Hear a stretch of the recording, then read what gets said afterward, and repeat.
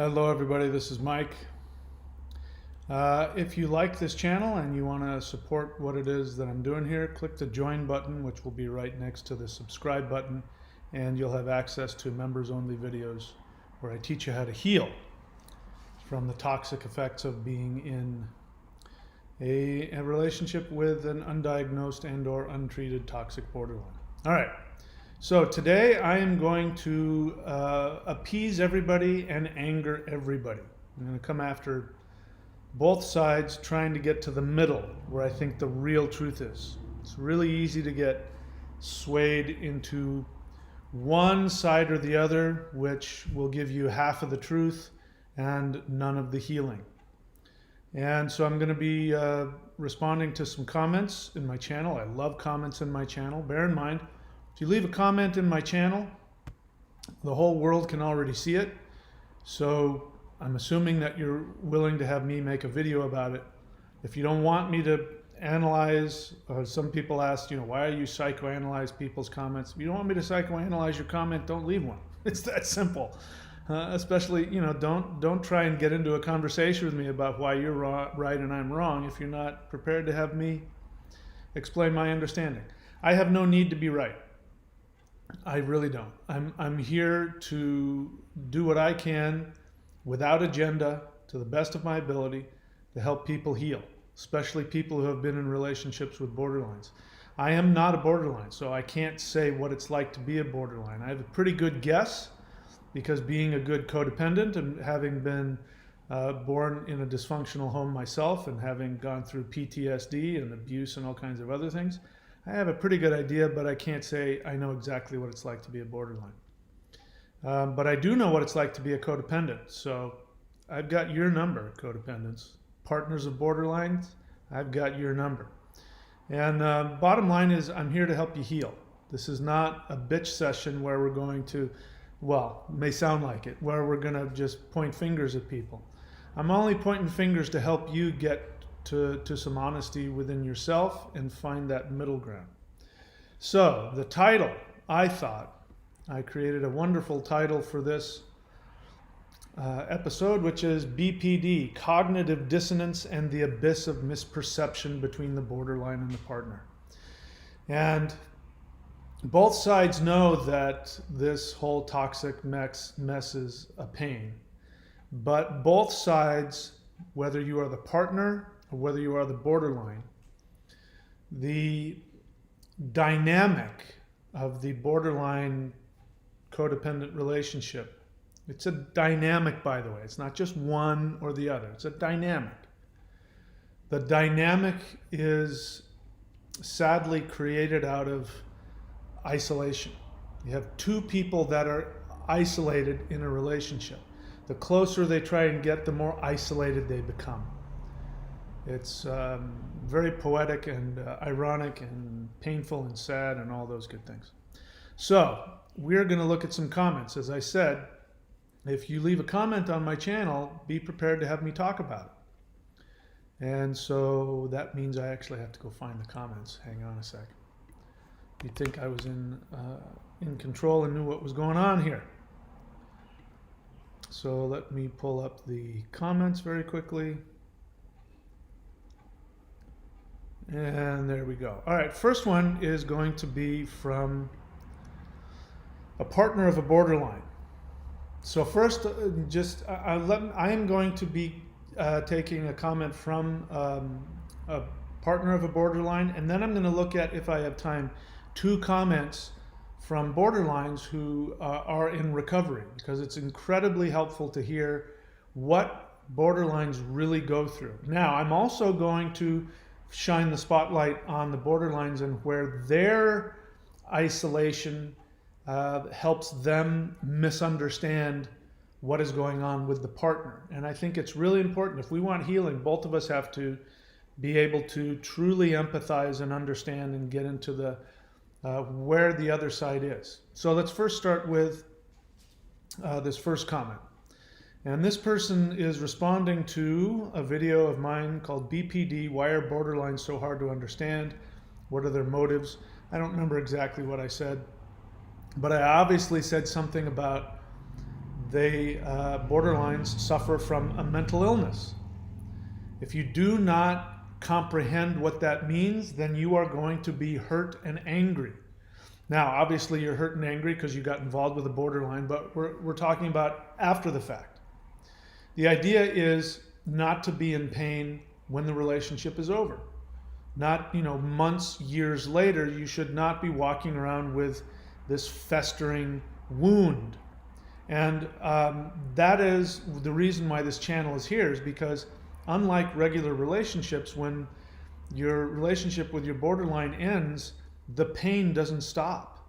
And the rumination and the guilt and the, it destroys people's lives. Even after the relationship is over, for years, it still destroys people's ability to function and feel confident and have love.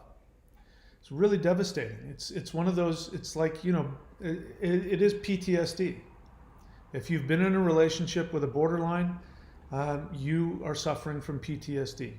So what I'm sharing with you are things that I think are necessary in order to heal. Again, if you really want to go in depth, click the join button and watch the members only videos where I teach you what I did to achieve a state of healing. I'm no longer affected by my relationship with my borderline ex.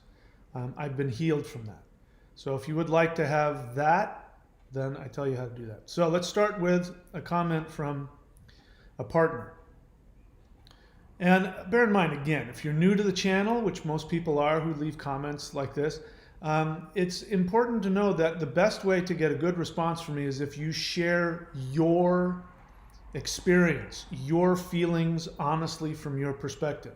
When you start launching into, and you're gonna educate me from an intellectual perspective, and you're not gonna share your personal experience, that tells me a lot. That sets me up to really be able to knock you down. You really put a target on yourself, and again, that makes me want to help you. And I am definitely known for tough love. So this person says, I agree partially to an extent. Well, which one is it? So you further minimized it. You agree partially, and then you minimize the partially to an extent. I agree partially to an extent with accepting that these people can't be helped. Interesting that you say that. Because you say they can't be helped. That's different from saying that they aren't responsible. So you give the feeling as though you're talking about, I agree that they're not responsible, but what you focus on is that they can't be helped. That tells me that's a Freudian slip. That tells me that what you really want is to say that you can help them. Otherwise, you wouldn't agree partially to an extent, which means you're just placating me by saying, okay, I'll pretend that they can't be helped, when in reality what you really want is to be able to say that you're the one that's going to help them. You may not realize it, but that's, Freudian slips are there for a reason. I agree partially to an extent with accepting that these people can't be helped. And then you go on to say, in a way, it kind of gives them a free pass in taking accountability for the way they behave, which is not fair, in my opinion.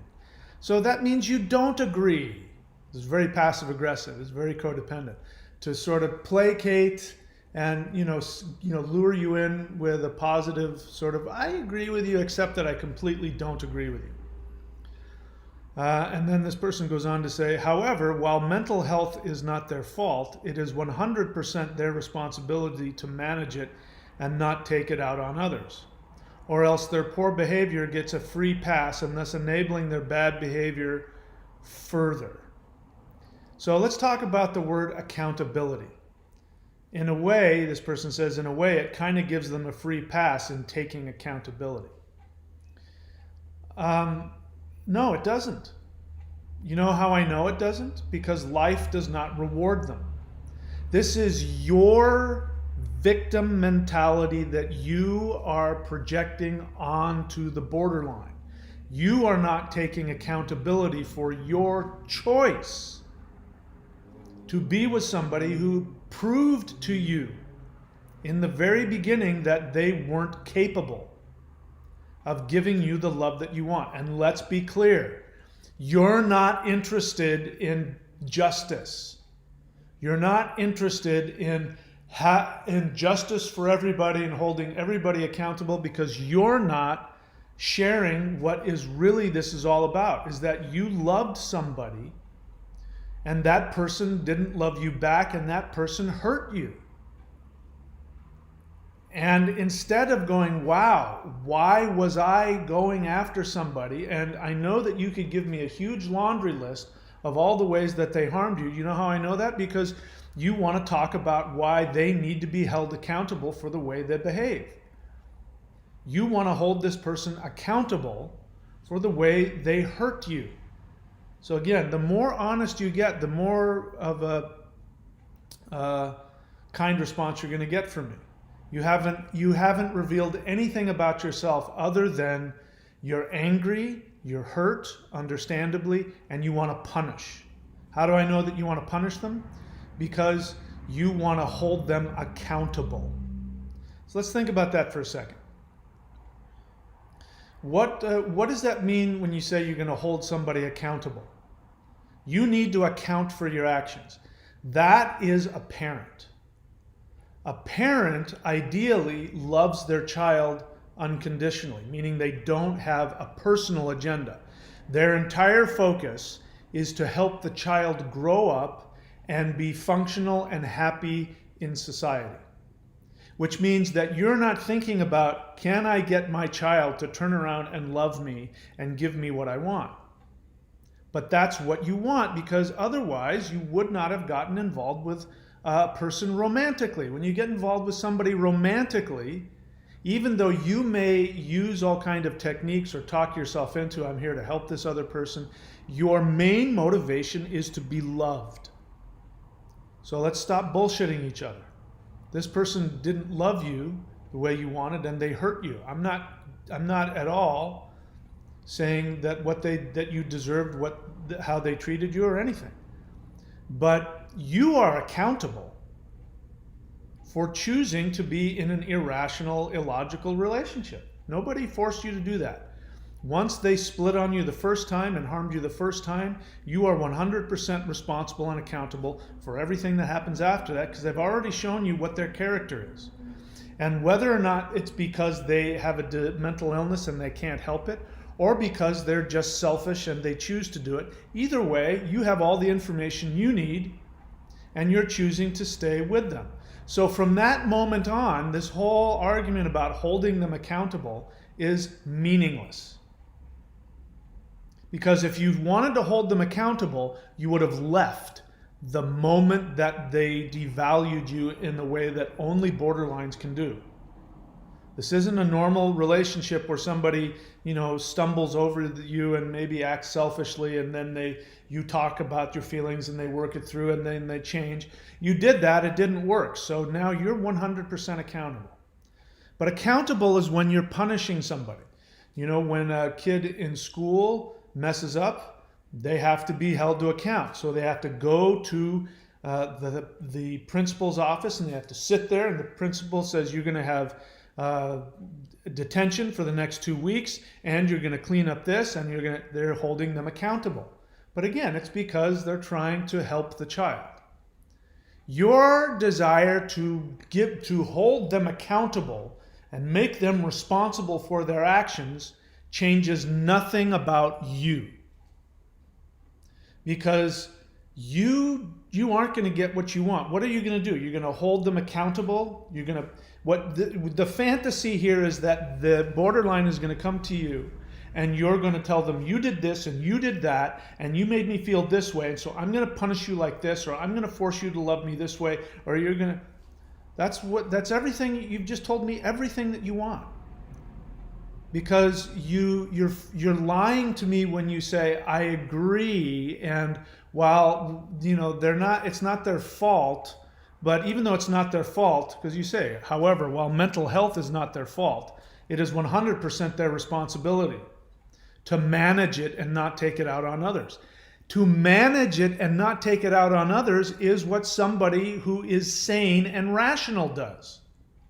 So you're contradicting yourself. Either they have a mental illness and their responsibility is limited, and their ability to understand what they're doing is limited, or they are, as you say, 100% responsible to manage their behavior. So you have to pick one.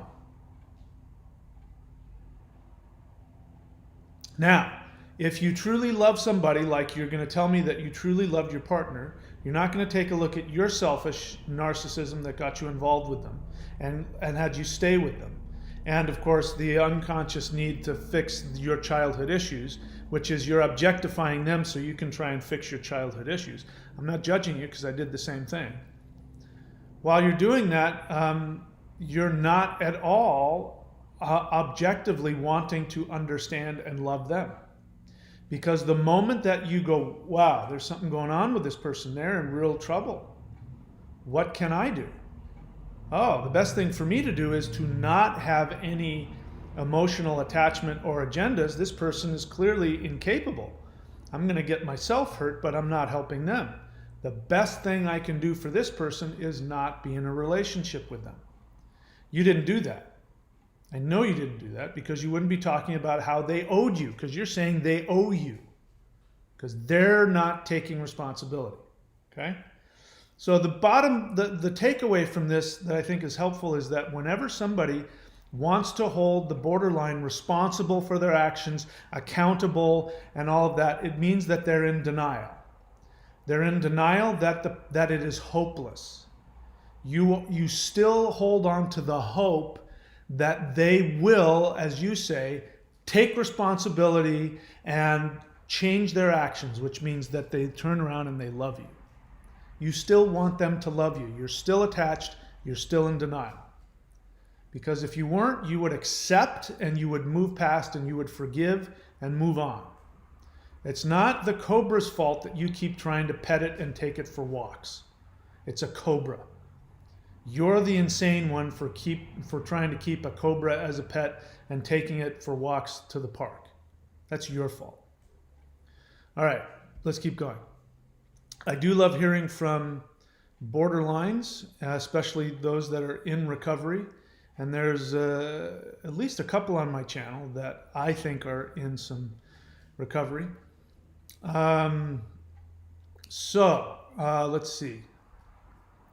This one is really helpful. So this really does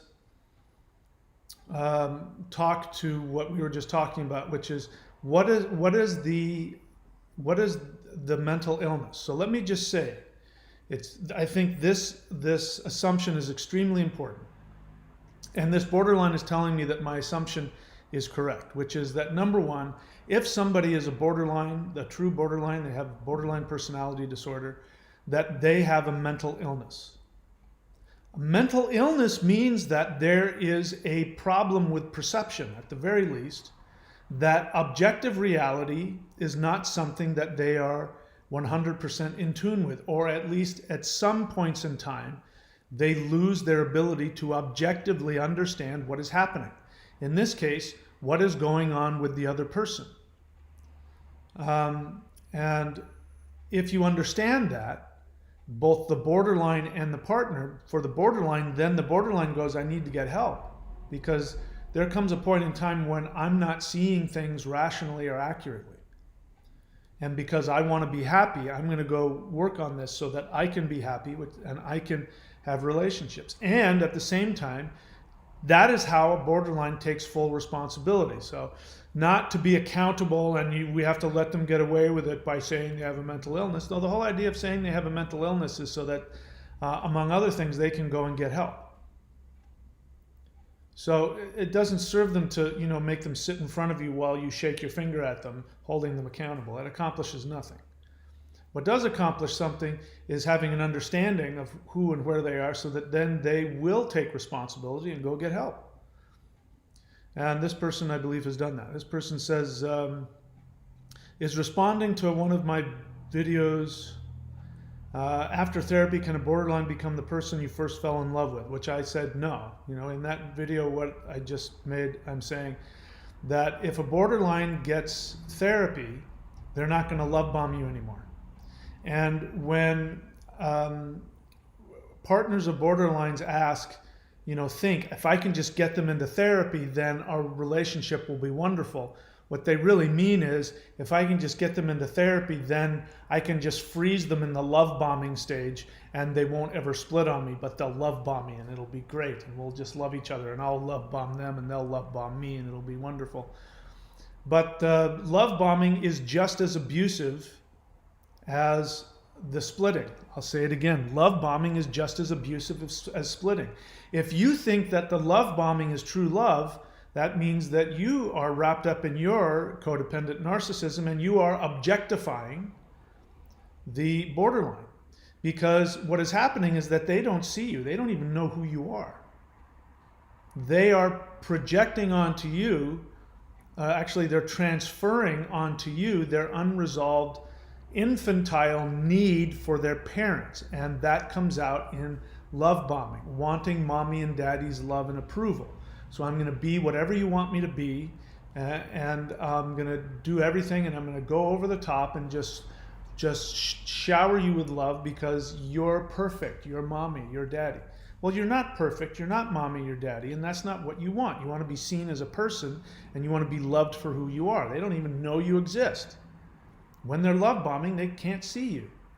So if you like the love bombing, and I'm with you right there, it means that you're narcissistically objectifying them and you're wanting a love toy, just like they want. This is where codependence and borderlines fuse together. Their narcissism comes together. This counter projection going on.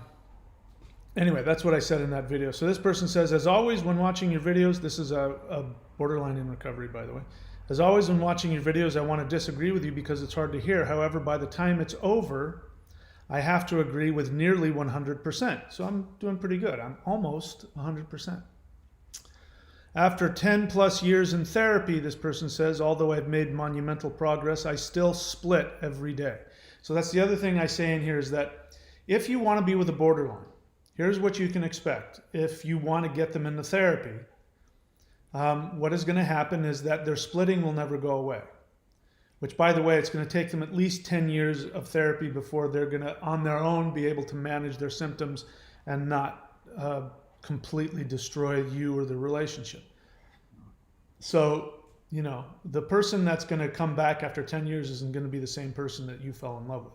Because what you fell in love with was a facade, and you fell in love with your projection on them as well. And they're now going to be authentic individuals that happen to have a very serious mental illness that they have to battle with on a daily basis. So it's not going to be the same at all. They're not going to be the same person you thought they were. So this person says, after 10 plus years in therapy, although I've made monumental progress, I still split every day. Not in those out of control flip out ways, but just those quick knee-jerk reactions. And that's important because that's really what therapy is designed to do. It's not going to change anything. It's not going to change anything. What's going to happen is that the borderline is going to have the same response internally. Now, I don't know if it feels the same to them after that, but they have the same response, which is a feeling of love will come up, which will stimulate their self-hatred and fear of abandonment, which then creates the knee-jerk protective response of, I must destroy you and destroy the relationship. It all happens in a split second. That's why we call it, that's why it's called splitting. One of the reasons, because it happens in a split second, even though that's not what it means, but coincidentally that word works. Happens in a split second. This person has been in enough therapy and enough self-examination to feel it when it happens and to know at least some of the time that, oh, I'm splitting right now. And the difference between a borderline that's not in recovery and one that is in recovery is the one that's in recovery has the ability, for whatever reason, techniques that allow them to take contrary action, where they take actions that are different from what their impulse is telling them to do. And that is simply called maturity. And that's, by the way, being held accountable. which means that you cannot hold them accountable. They must hold themselves accountable, and holding themselves accountable doesn't mean that they punish themselves.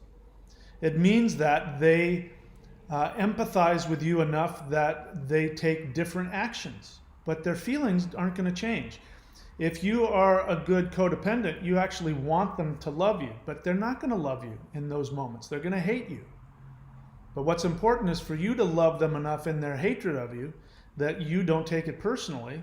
And if they're in therapy, you allow them to say, listen, I can't talk to you right now. I need some time alone. And you love them enough to go, okay. That's, again, after at least 10 years of therapy. She says, I split every day, not in those out of control flip out ways, but just those quick knee-jerk reactions. I'll give you an example. Right now I'm in Arizona in the house my husband and I just bought 6 weeks ago, and he is still in Seattle finishing up working until next March. Last night he was very tired and didn't call before going to sleep. I remember being slightly irritated. This is her remembrance. She remembers being slightly irritated. But this morning I went to send a good morning text. I saw that I had sent him a text last night saying that if it was too much to ask that he call me every evening, just not to bother. And then she goes on to say, I don't even remember actually sending those words. So my friend up here is going to hold this person 100% accountable because he's in denial that they have a mental illness. This person is in denial. You will take this personally and you will go, this person knows what they're doing. They're choosing to be a child. They're choosing to act this way. I don't deserve this. They need to be held accountable. And this person says, I can't even remember doing it. And this is somebody who knows that they split. The way they remember it is that I remember feeling slightly annoyed. But that's not what the text says. The text says that she was quite furious and, said something really nasty. Now, what this means is because this person has a mental illness based on trauma, it means that every time a borderline splits, it means that they honestly believe that their life is in danger. That may not sound rational to you and I, but it's the case because when they're infants, just a lack of attention or being ignored or being neglected can result in their death. Children that don't get attention, and infants that don't get attention actually die. They die from lack of attention and lack of nurturing. Even if you feed them, clothe them, keep them warm, change their diaper, if you don't pick them up, cuddle them, connect with them, they will die. So this feeling, when this person splits, it means that they go deep into their reptilian brainstem, which when you do that, you're in that state of trauma, you're in a state of intense survival. Your cognitive functions cease. So that's why they don't remember. That's also why they don't remember when they love you. My borderline ex, I can remember we had the best sex we ever had, and the intimacy that would happen during the sex was phenomenal. And as soon as the sex was over, she would act like nothing happened, and she would say, I really don't like sex that much. I'm really not into the physical body. I don't care. Which means that she's completely dissociated from the intense bonding experience that just happened and doesn't remember it. And there was a whole 3 weeks. She didn't remember a whole 3 weeks that we had together. So it is a real thing that they don't remember what they've done. And if you understand it's because they have a mental illness based on trauma, you can sit there and try and hold them accountable all day long, and all you're going to do is be angry because you're projecting onto them your belief that they know what they're doing. If they didn't have a mental illness, then we would have a different discussion. But if they have a mental illness, then you've got to accept that. If you're not willing to accept that, then we're just wasting our time here. But then she goes on to say, I apologize this morning, but it's just these type of events that remind me that I will never be cured. I will always do or say things that are unwarranted. So that is actually the best you're going to get. And if you wanted to be with somebody, this would be somebody to be with, because They know that they're going to do that, and they are doing everything within their power, and they're in therapy. They're doing everything within their power to make sure that they improve their behavior over time. But that's the best you're going to get. And if that's what you're fantasizing about, then by all means go for it. But if what you're fantasizing about as the codependent is that you want this love bombing, love doll machine, and if we could just get them to only be the part, you know, and I'm talking about myself because I said that to my borderline partner. You know, and she was splitting on me and acting in really weird ways. And I remember saying, I don't understand your behavior. It's not making any sense at all. You know, yesterday you said this, and today you're saying this, and I want to get back to the person that I met those first 2 weeks. And she got very offended over that. Understandably so, because what I had just said was, I'm objectifying you and you're here to please me. I want you to be that love doll. I don't want you to be this real person with a real serious problem. So she was absolutely within her rights to be hurt by that and angry about it. Anyway, so let's keep going. Here's another one. Now I'm gonna take a look at another comment by another borderline, and this again is somebody who I think is in therapy. I think this person has not been. She doesn't say how long she's been in therapy. I'm guessing she hasn't been in therapy 10 years. How do I know that? Because she has partial awareness, but there's still a lack of awareness when it comes to fully empathizing with the effects of her behavior. Because she doesn't realize it here. So if this is yours, this is not an attack. I think what's most important for everybody is to look at both sides. As you see, I'm ruthless with the codependents. So it's not I'm singling you out. I'm giving codependents a really hard time also. But you're going to see at one point in this, she's going to make a comparison between her pain and her issues as opposed to the pain and the issues that partners go through, which is exactly what's happening here with the first comment. The first comment, you know, they need to be held accountable because we're giving them a free pass. This person is saying that my pain is worse than theirs, and we're giving them a pass. If you understand how intense their mental illness is, trust me, they're not getting a pass at all. In fact, you know, they're the ones that have, you know, one leg cut off. You have two legs. Even though you're infected by your codependence and the effects of being with a borderline, which are very severe, that can be reversed. You can, like I've achieved a level of healing from my codependent relationship with my borderline. In terms of her, I'm healed. I've grown my leg back. In terms of the borderline, she'll never get her leg back. So, you know, if we really want to compare who's worse off, you can walk away from the relationship and you can heal. They will still be a borderline for the rest of their lives. If they get therapy, they can do some things to be able to function and have good relationships, but it's going to be a lot of work. It's going to be a lot more work than what you're going to have to go through to have a healthy relationship later. So, sorry. If you're going to, you know, but having said this, it doesn't mean that I want to be with a borderline. The more that I know about it, the absolute more that I do not want a relationship with a borderline, but I do want to be helpful, truly helpful, which means I don't have an agenda. See the difference? You're upset because you have an agenda. You want to hold them accountable because you have an agenda. You want the love bombing back. I don't have that. I now know that the love bombing is cotton candy that actually rots my teeth out. There's no nutrients to it. All right, let's keep going. So this is again from another borderline. As I said, I'm gonna show how this borderline still has a little bit of lack of understanding, some understandable narcissism. They're making progress, but they don't completely understand the effects of their behavior. If they do, it's not coming out completely in this comment, even though there's a lot of really good things here. So let me be clear about that. So this person says, I resonate with a lot of this, but I would disagree with saying that they don't see what they did wrong. Now, we just saw from example that borderlines can forget. They can dissociate and not even be aware of what they've done. So they'll remember things one way when in reality something altogether different happened. And it goes in both directions.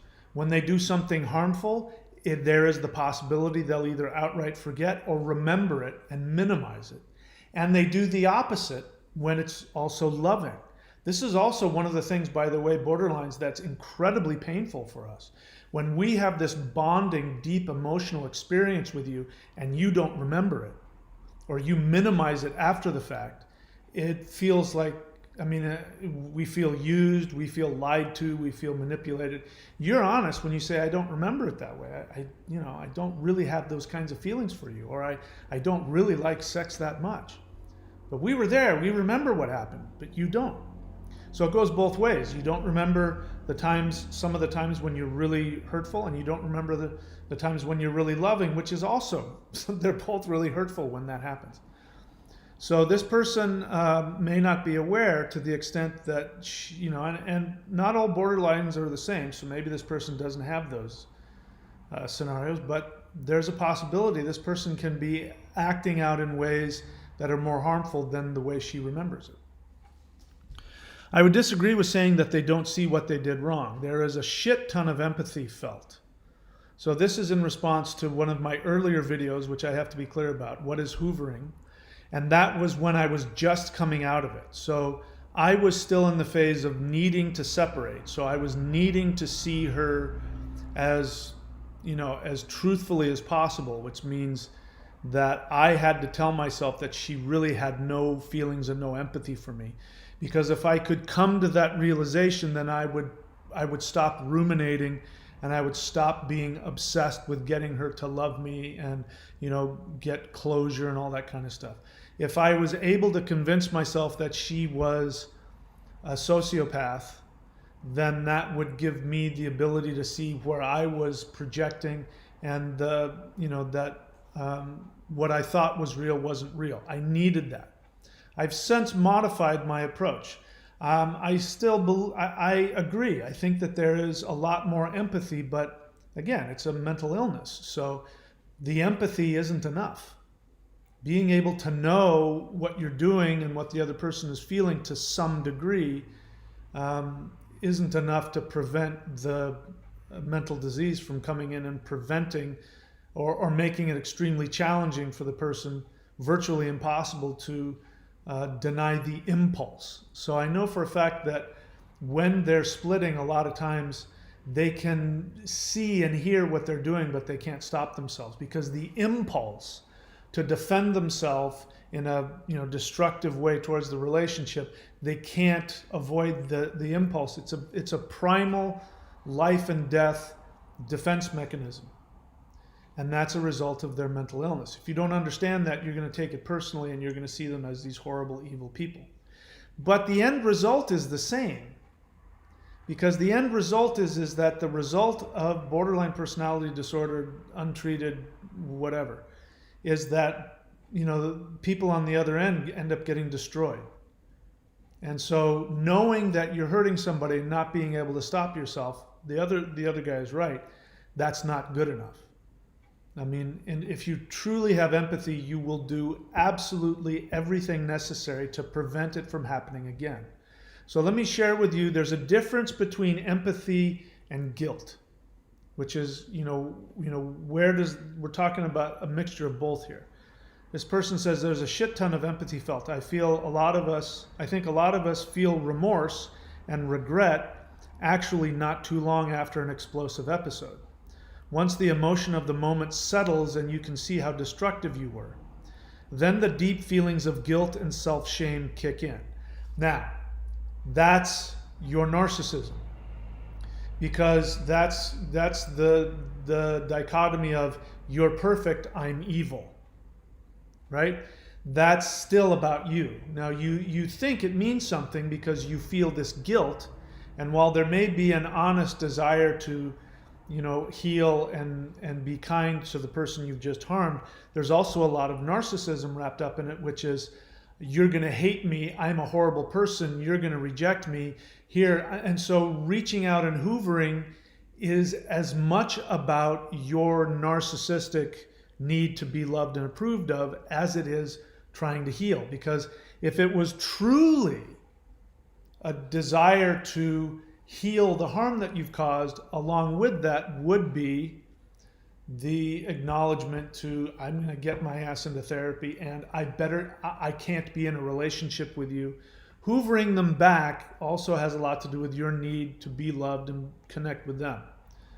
But if you're truly empathetic, you're going to have an acknowledgement of your awareness and your ability, and you're going to go, I can't be with you because I'm not able to be with you and not hurt you. I need to go get help. My borderline actually came close to that at one point. And at one point she said, I can't, maybe you shouldn't be with me because I can't promise I won't change on you. I think that was probably the most honest moment of our entire relationship. Of course, I didn't hear that because I was in my own obsession and narcissism, and so I poo-pooed it. So I could have shook her hand and said, you're right, I love you, I hope you get help, talk to me after you've gotten better, and I could have taken off, and I didn't do that. But anyway, there's more I want to talk about here. I think a lot of us feel we can see what we've done, and it almost feels as though it wasn't us. See, that's another problem. So the dissociation, that's a way of avoiding responsibility because it's too painful. It often feels like a whole other person takes over. So when the rage subsides, you go back and apologize and you say you're going to do better because you really don't want to be that person. But the thing is, once something triggers us or sets us off, which could be something so small, there is no control over our emotions when triggered by a fear of abandonment, usually. Some sort of small thing that makes us feel a loss of connection. That's really important. I've been making the argument, which a lot of people don't like to hear on both sides, which is that what really causes a borderline to split is that they actually feel love. That when they feel love for you, whether that's the infantile need being transferred and projected onto their partner, or when they actually have an actual moment of intimacy and bonding, which if left to itself in a non-borderline brain would then evolve into a deeper connection, it hits a wall, which is their trauma response, which is to destroy the threat. Because what ends up happening when they feel love is they also immediately feel abandoned. And for a borderline, abandonment is equal to death. You must understand that. Because for an infant to be abandoned and neglected does mean death. They are constantly feeling that your love is killing them. And so they respond in a way, it's a deep, pure, instinctual self-preservation response. There's no thought process. Those of you who think that borderlines are planning it out, like I did, in those early videos, I thought that. That is your lack of understanding and your denial. Your denial that you still want them to love you. When you can accept that they have a mental illness and they can't love you the way that they want, and the way that you want, is what I meant to say, then you'll stop expecting that, which means you can't get hurt. If you don't have expectations, you can't get hurt.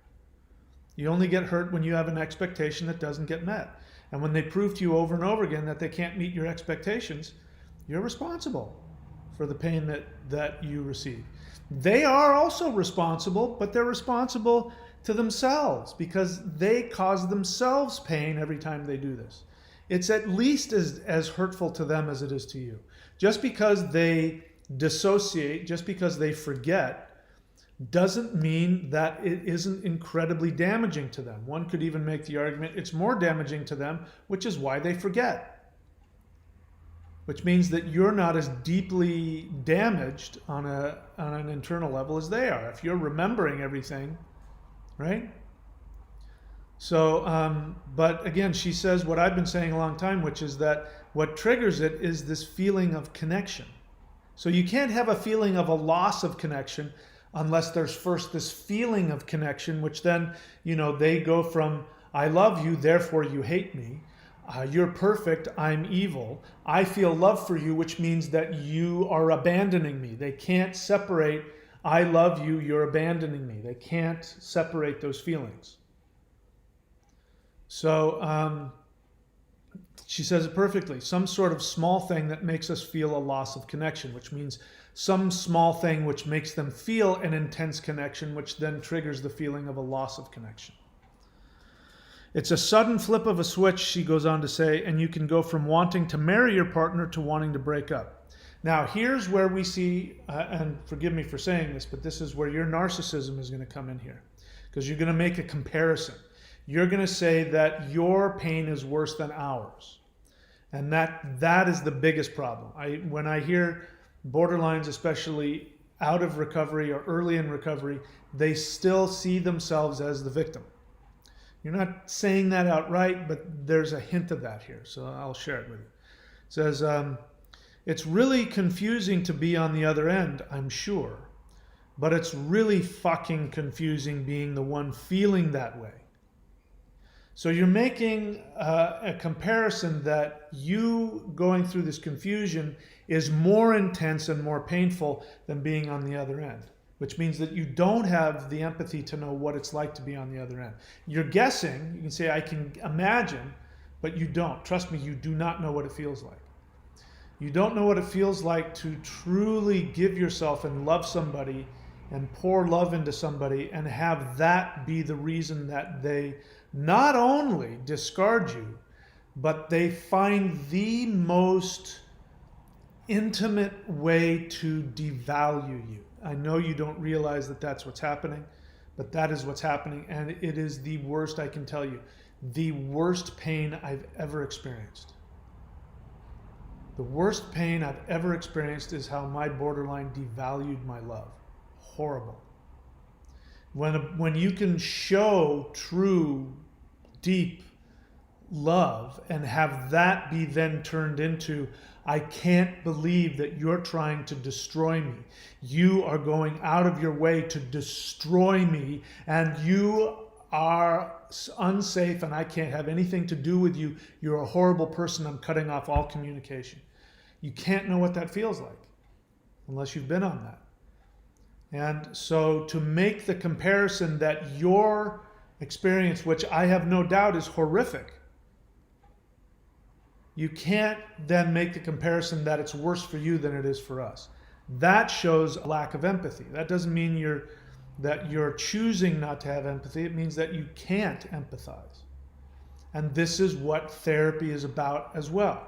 And this is one of the things I want to share when I say borderlines. If you want to watch this channel, the thing that will be helpful for you is to maybe try and get an understanding of the effects of your behavior. Not because I think that knowing that is going to change your impulses or even your ability to stop splitting, but that you will go, I need to get help. And you will go and get help so that you don't do it anymore in the future. And so that you can have love and be loved. That's my whole point. So hopefully I've looked at all sides of this thing. I've tried to be as fair as possible, and I think the middle ground is where we all belong. And if we're all able to do that, then I think we can all heal. But for those of us who are on the codependent side, the kindest thing you can do for your borderline is leave. And you can tell them this, I love you, but this is very painful for me. And I believe that I'm not helping you by being in this relationship. And I believe that it will be in your best interest to go find somebody who can help you with borderline personality disorder. And then you say, but that's you to figure out, not for me. But in any case, I have to go no contact for my own health. And that's, again, the best thing you can do for them. Because the only person that's really going to be able to help them is somebody who doesn't have an agenda. If you love them and you want to be with them romantically, you have an agenda. Those people who are most capable of helping without an agenda are a mental health professional.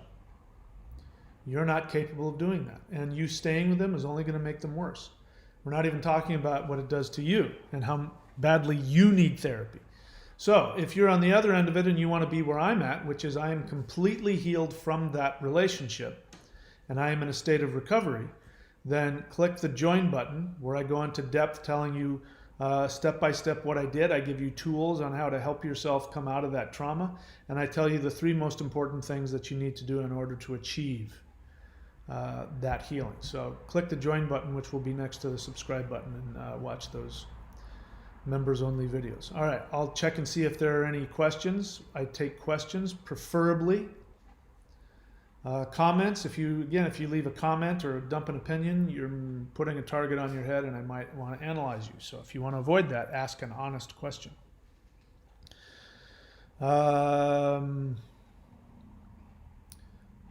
Let's see. This person says, I'm holding myself accountable for being in a 6-year relationship with a quiet borderline male, therefore I'm healing.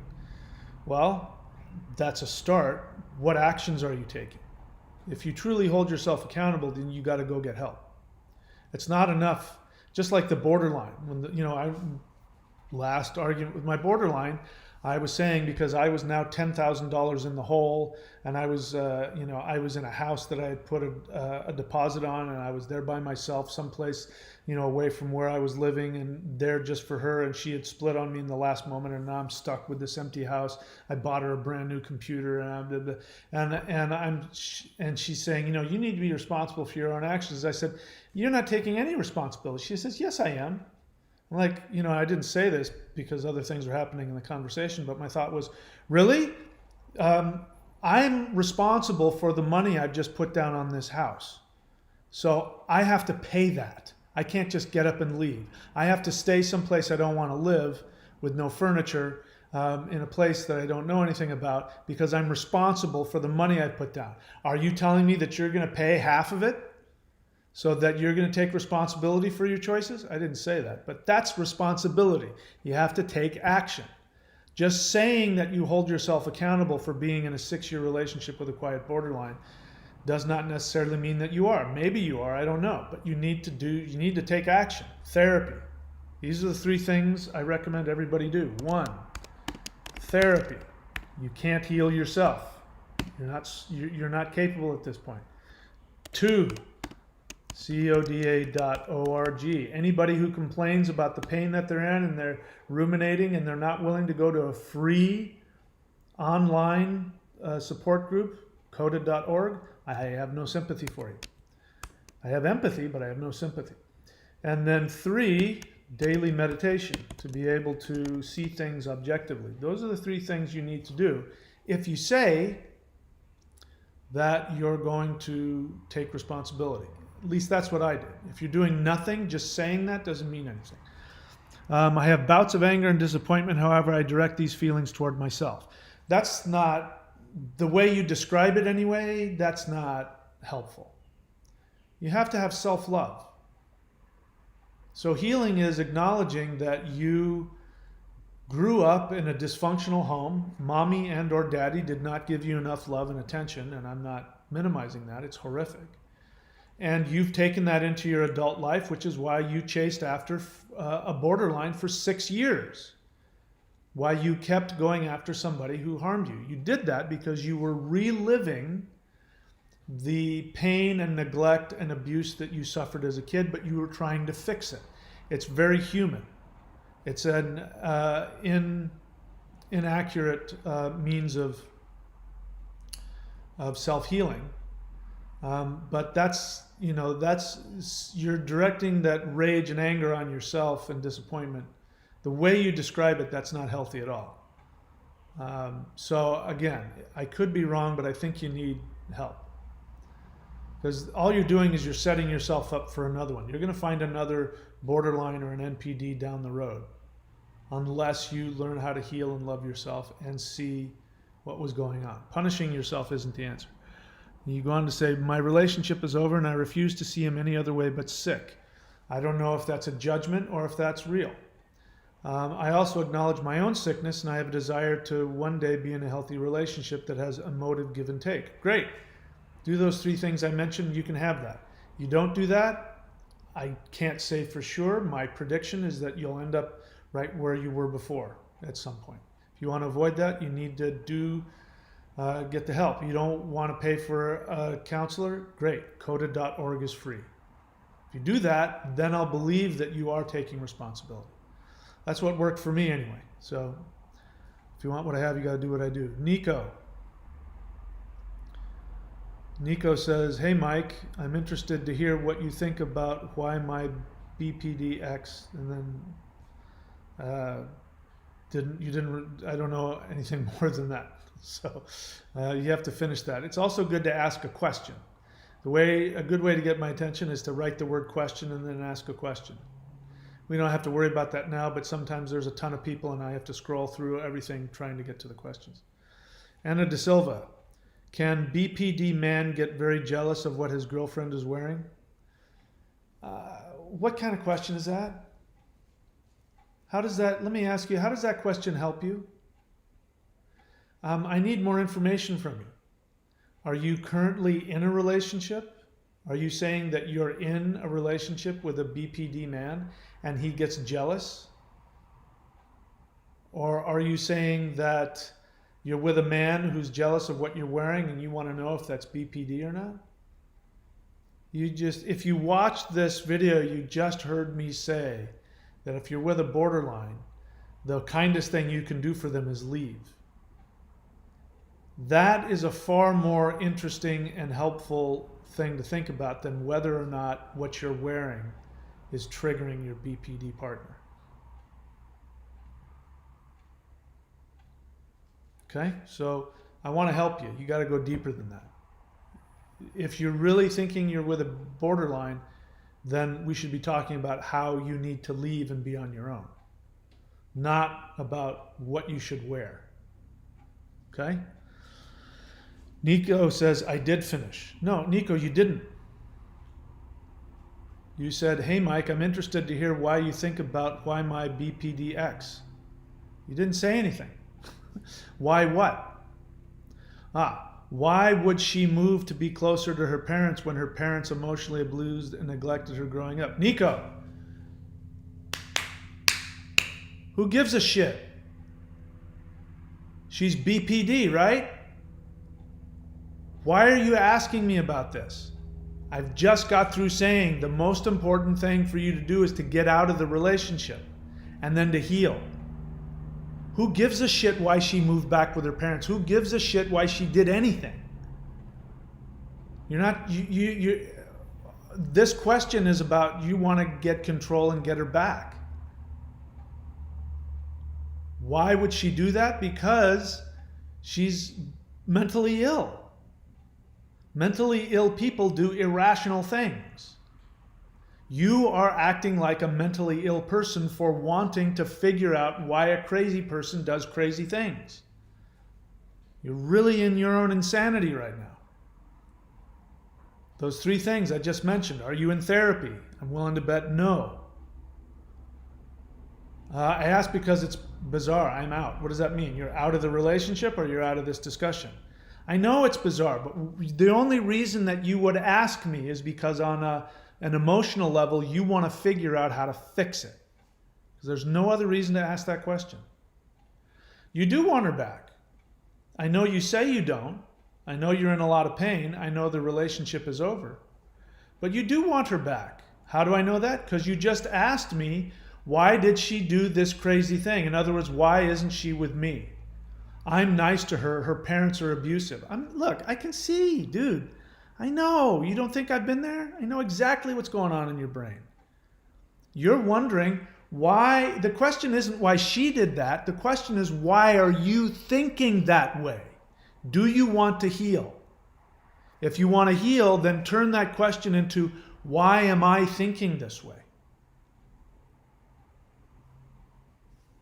Yeah, look, Nico, you say you don't want her back. That's called denial. You do want her back.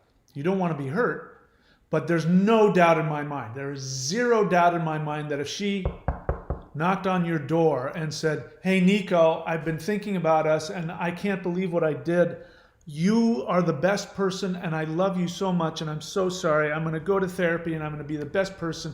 You would take her back in. You say you won't, but I know you would. You know how I know that? Because you're asking these crazy questions like, why is she going back to her abusive parents? When what you're not saying is, when I was loving to her, I treated her well, but now she's going back to her parents. Why would she do that? So, yeah, I want to help you, but you need to be willing to do the work. Again, have you done those three things? Therapy, coda, meditation. Have you been doing that for any length of time? My prediction is no, you haven't done any of those things. Am I right or am I wrong? I know you think I'm being an asshole and being tough with you, but do you want to heal? Let's focus on what's important. It's like going to the doctor. It's like going to the doctor when you've got this oozing pustule, and the doctor's like, oh my God, you need to be taking antibiotics and we need to lance that. And you're like, yeah, but why would it be there? Because the kind of pussy yellow bloody thing is here. And I don't understand that because the pain is over here. And the doctor's like, who gives a shit? Let's fix it. That's what I'm doing with you, Nico. I remember your other comment as well. If you're on my channel because you think I have something to share with you, then it might behoove you to listen to what I say. If you don't think that, then you're welcome to go on your merry way and do whatever you need to do. But I'm telling you, your questions are a sign that you are still in denial, that you have not fixed the issue, and that I only know those three ways out. The question isn't why is she so screwed up? The question is why are you so screwed up that you're still thinking about her and asking these questions about her behavior?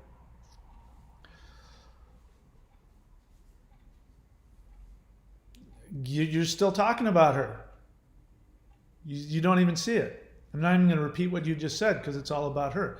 I understand it's an honest question. Your question is coming from your need to control, which is codependence. You are completely clueless as to what codependence is. You're completely clueless. You know your pain. You have an honest question because you can't figure it out. You can't figure it out because on an unconscious level, you think if you can figure it out, you'll get her to stay. And you'll get her to love you. You can deny it all you want. I'm not going to believe you. That's my answer to you, my friend. Take it or leave it. Okay? All right. I don't see any more questions. So I am going to I gotta check my text here. I got some other stuff going on. And that's it for me. So I hope that was helpful. And I hope, Nico, I wasn't too hard on you, but honestly, my desire is to help you. And, you know, at some point, if I think that your question is helpful to you, I'm going to answer it. None of these questions you're asking are helpful to your recovery. I'm here to help you, so I'm not going to waste your time, you know, while you ruminate about how crazy they are. You need help. So I recommend those three things. If you want to start asking me about those three things I just mentioned and how you can apply them into your life, I will answer any and all of those questions because I think that's what's most helpful for you. And that's what I want to, you know, again, I don't have a need for you to like me or dislike me, watch my channel, don't watch my channel. I'm here to do what I can to be helpful.